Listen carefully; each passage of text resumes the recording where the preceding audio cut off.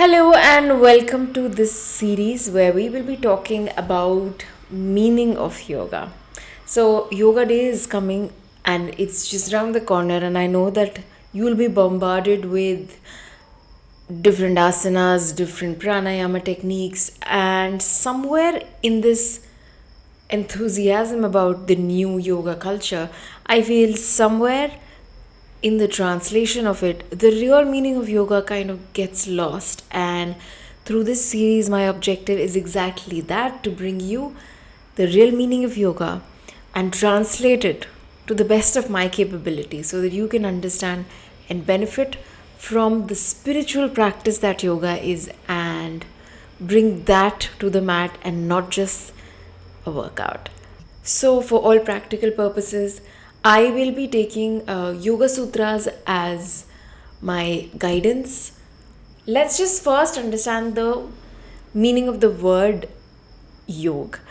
Um, the word yog comes from the Sanskrit word yug, and the literal meaning of that is connection, right? So basically, it talks about your connection with the divine. Now, the divine is something that I'm using, but this term can be used for God, whoever you call the higher power, the universe. Your being, connection to the divine being is yoga, and that's the bridge. So that's the idea of yoga. And if you read the first chapter and the first verse of Yoga Sutra, it exactly talks about that. Verse or the first shlok of Yoga Sutra states about, and now begins the teaching of yoga. That's literally what it means.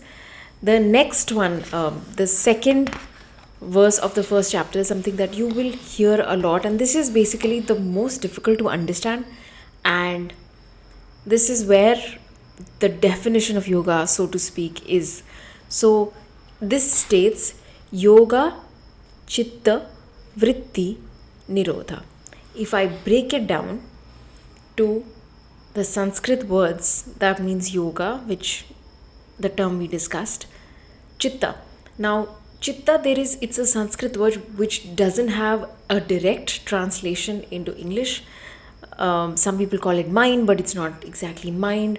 Mind actually is a part of chitta, but for all practical purposes, you can say anything that's going on with your mind is what you can call chitta, but chitta has more to that.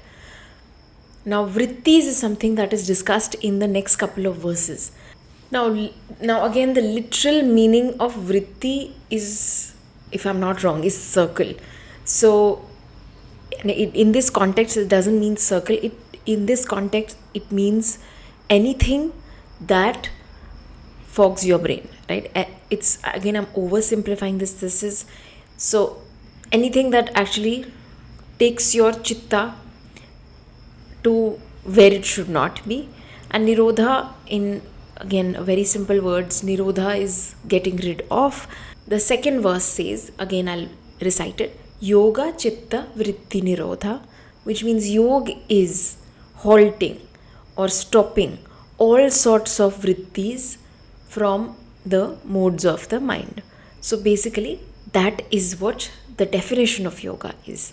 Now, metaphorically, how it's explained in the Patanjali Yoga Sutra is that imagine your chit or your mind to be a lake.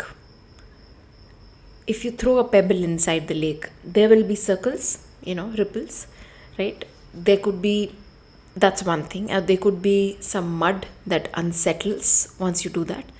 Now, all these things don't allow you to see the base of the lake, right? And your objective is to see the base of the lake. That is, if you can see the base of the lake, that's yoga. That means, metaphorically speaking, again, if you can see yourself, if you can see your divine self, that is yoga. But in your chitta, in that lake, you have vrittis. There is some unsettling, there is some ripples which don't let you see that. And yoga is the medium by which you can settle those ripples and see what's happening in the base of the lake. That is your divine connection.